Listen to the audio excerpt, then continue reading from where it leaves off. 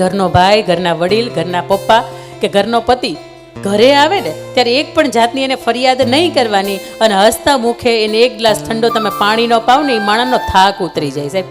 કારણ કે એ માણસ બહારની દુનિયાથી થાકે છે ને એટલે ઘરે આવે છે, પણ એ ઘરેથી થાકે ક્યાં છે? એમ કે જાય પોહાય નહીં, નકર કેટલી બેન પાનના ગલ્લે જ બેઠા હોય કે ઘરે આવવાની ખબર જ ન પડે. પણ ઘરે ભળવું જોઈએ ને, ઘરે વ્યવહાર તમારે એવા હોવા જોઈએ ને કે એ માણસને આવવાનું મન થાય. એ માણસને 6 નો ટકોરો થાય ને તો કે હવે ઘરે જવું છો, કારણ કે ગરમા ગરમ રસોઈ હશે. આ તો ઘરે આવે ને તો કે બાજરાના રોટલા ને મેથીની ભાજી કરી ખાઈ લો.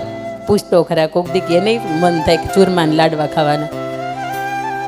પણ તમારે ડાયટ હાલતું હોય એટલે તમને એમ થાય કે ભાઈઓ નહીં તો નહીં, પણ એને આપો, સરસ સાચવો. કારણ કે એટલા માટે કે એને ઘરથી વિશેષ કાંઈ નહીં. તમારે તો પિયરે છે કે ત્યાં તમે જાઓ ને તો હળવા થાવ, ત્યાં તમે જાઓ ને તો એ મોજ મસ્તી આનંદ આખી દુનિયા ભૂલી જાઓ. એમને તો પિયરે નથી.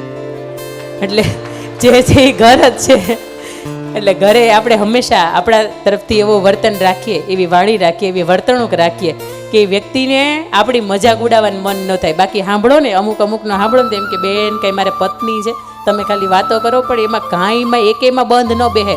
નહીં કોઈનું સાંભળવાનું, નહીં કોઈનું માનવાનું, અને બપોરે 2 થી 5 રીલ્સ જ જોવાની. હા પાડો. હા, ક્યાં સસ્તું સીધું સારું સરસ મજાનું મળે. આ મજાક કરું છું, તમારી માથે બ્લેમ નથી કરતી, પણ મારે એ કહેવું છે કે બાપ સવારથી સાંજ સુધી પરસેવો એટલા માટે પાડે છે